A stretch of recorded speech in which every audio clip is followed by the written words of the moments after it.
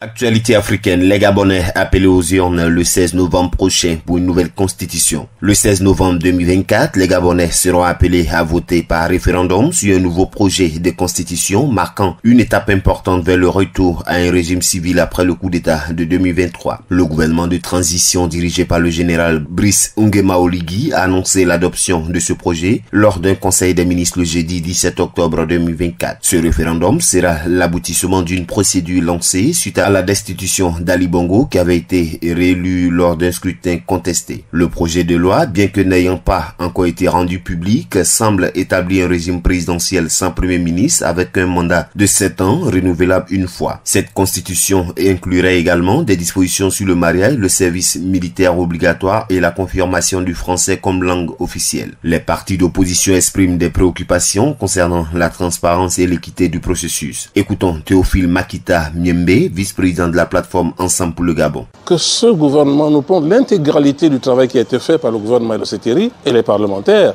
de façon à ce que nous lisons, nous commentons et nous fassons une campagne précise jusqu'à l'arrière-pays pour que les Gabonais apprécient. Il ne s'agit pas d'aller voter un individu, mais d'aller voter par oui ou non l'acceptation ou le rejet d'un document qui s'appelle la Constitution. Pourquoi les gens ont peur de faire le travail correctement? D'autres, au contraire, ont confiance en la parole donnée par l'actuel président de la transition, Brice Clotaire Oligui Nguema. Parmi eux, Bertrand Zibi, devenu questeur au Conseil économique, social et environnemental après plusieurs années en prison sous Ali Bongo. Le président Brice Clotaire Oligui Nguema a clairement dit à haute intelligible voix qu'il ne voulait pas une constitution taillée en sa mesure de Brice Clotaire Oligui Nguema ou de celle de sa famille. Donc nous espérons et nous attendons voir ce qui va finalement sortir. Le gouvernement gabonais, par le biais de Madame Muriel Menkoué-Mensah, ministre de la réforme des institutions, a apporté des précisions concernant le projet de nouvelle constitution qui sera soumis au référendum le 16 novembre. Voici quelques éléments clés. On l'écoute. Je parlerai simplement de l'article 53 de l'avant-projet de constitution qui cristallise toutes les attentions.